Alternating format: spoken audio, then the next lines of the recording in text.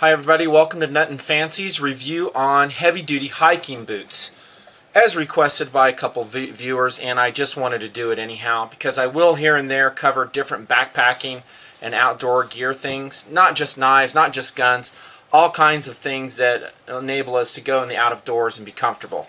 And this will be my series of videos. I probably will not be able to fit it in a 10-minute video on things to look for in your heavy-duty hiking boots. Now, there may be some other videos out there. I don't know, and I don't look. I don't have time to look. I'm just going to do my own thing. Good or bad, here it comes. By the way, I'm not going to review specific models of hiking boots. It's pretty much a waste of time, and it's pretty much impossible for me. The reason is in order to review certain models, I would have to procure them from the manufacturer, wear them in a series of heavy-duty hikes, which is very time-consuming, and thrash on them in the process, and then write a report on them. And then after all that work, assuming I could have done it, the model of boot that I review is probably unobtainable by you. One reason is the manufacturers like Merrell, this boot, Salomon, Lowe, REI, you name it, they're always changing their boots, and they don't last very long. They're always upgrading their models to make them more attractive to buyers. So I won't do specific models of boots, but I think you'll find as the video goes on, I'm going to teach you a lot of things to look for in your boots that I've learned from experience that are very beneficial to have. And I totally believe in the saying, give a man a fish, you feed him for a day. Teach a man to fish, you feed him for a lifetime. So that's what we're going to do with this video. So let's get going. First off, in your boots, you absolutely positively have to make sure that it fits you correctly. I cannot overemphasize that enough. I learned that through the School of Hard Knocks, by the way, because I would find a good looking boot, and I'll get to the specific of this boot here in a minute, and I really wanted to add it to my outdoor collection of equipment, and it just didn't fit me. And if it doesn't fit, it's not going to be a comfortable boot. It's not going to be a boot you can use. And when I'm talking about fit, there's several aspects to the fit you need to be aware of. One is the heel.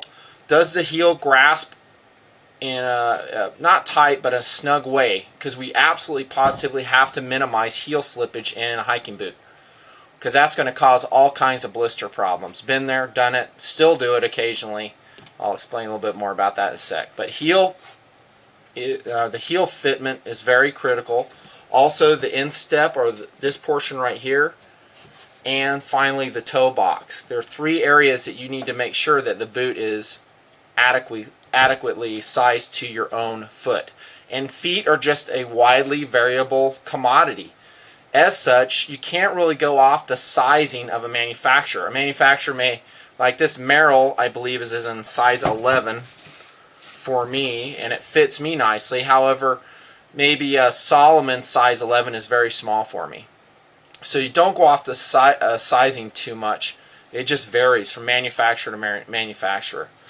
Also, when you fit your boot, you need to wear the sock system you plan on hiking with. For me, it's generally a thick synthetic sock. I don't use wool, I just use synthetic. Sometimes I'll have a light liner sock inside of that, and that is a good way to minimize the formation of blisters, i.e. a thin liner sock, and on the exterior we have a thicker synthetic sock. That's great.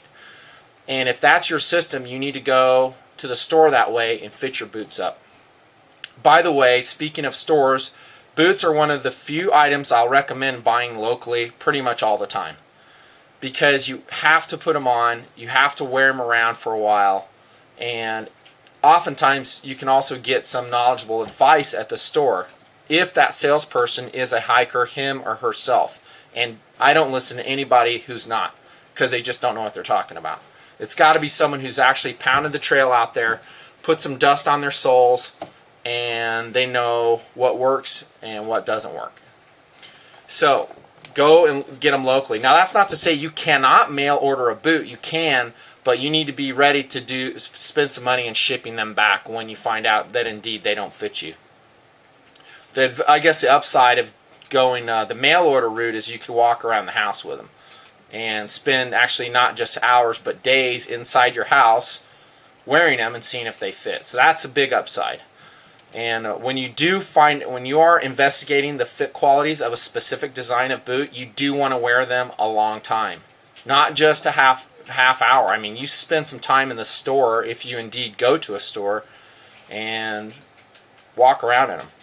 Preferably they have a ramp like REI does, and you can test the fit that way. It's an incline that you can simulate hiking in and see if the fit is good.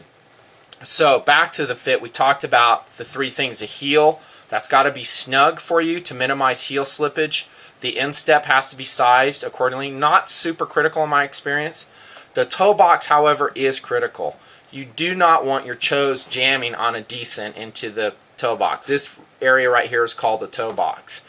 My feet tend to be a little bit wide around the toe box, and therefore when I'm hiking, I need more room up here. And there's certain manufacturers whose lasts, that's LASTS, they're actually their whole pattern for making the boot are too small for me. And it's a bummer because, again, I've seen some really cool boots in the past, but they just didn't fit me. So I had to keep looking. So the toe box it needs to be sized accordingly for your foot. Now, when you do go test your boots for fit, make sure that you do it in the evening, because your feet are going to be slightly more swollen then and enlarged than they would be in the morning. And I guarantee you, as you hike on a heavy-duty hike like the kind you see me doing, your feet do expand and they get wider. So take that into consideration. So that's important, that toe box area. I like kind of a roomy toe box because my feet expand while I hike, more so than probably most people, I kind of feel like. The instep, again, I don't think is super critical. However, when we talk about the inside of the boot, we'll get to the arch support there too. And again, the last varies from maker to maker. Some European companies, I'm not going to name specific brands, but their lasts are very narrow in the instep, and they're actually short in overall length too. So again, their sizing, the numerical sizing equivalent is going to vary quite a bit. So I'm not going to say too much more on fit other than you need to make sure it's good for you. I will add one other thing. You see, this, by the way, is a pair of Merrell Millenniums. It's probably long out of production. I've had these for a number of years. As you can tell, they've gone on quite a few hikes. In fact, I haven't cleaned them from the last hike yet, but I will. But one thing I like about the Merrell Millenniums and a lot of designs is they have an instep lock here. Now, some instep lock on the lacing I'm talking, they'll go down further on your ankle, and I actually prefer that, because that gets to fitment and how it fits. What that does is it pushes your foot into that heel cup and it minimizes heel slip. I wish this one actually came down about another ½ inch, and that way it would really pull my heel into that heel cup. However, I have found after many hours in these boots that they're adequate the way they are. But a good instep lock will get to the issue of proper fit too. So that's fit. Make sure it does fit. You don't want it to be too tight on you. And another issue you need to concern yourself with, I almost forgot this, is over time your boot length will shorten. So if you're going to err to one side, you probably want to err to a boot that's slightly long for you. Because over time everything will shrink, unless it's a pre-curved sole, which most are not. What it'll do is it'll shorten up on you over time. And so I've had boots that over the years they fit perfectly when I first got them. Then as I went on, I started rubbing my toes because just by the nature of the design, i.e. it was initially a flat-soled boot and then it kind of curved, kind of like an elf shoe, and it shortened up on me. So be advised, sometimes that can happen and you need to account for it. Well, how about materials? We talked about fit. Next one is materials. There's a wide variety of materials. Leather, like you see this one, this is full grain leather. And then you have new buck leather, which is kind of a smooth suede looking one. And then you have outside or rough cut leather, which is just that, just rough cut on the exterior. I do not prefer that one. The full grain leather, like you see these Merrells, is an excellent material.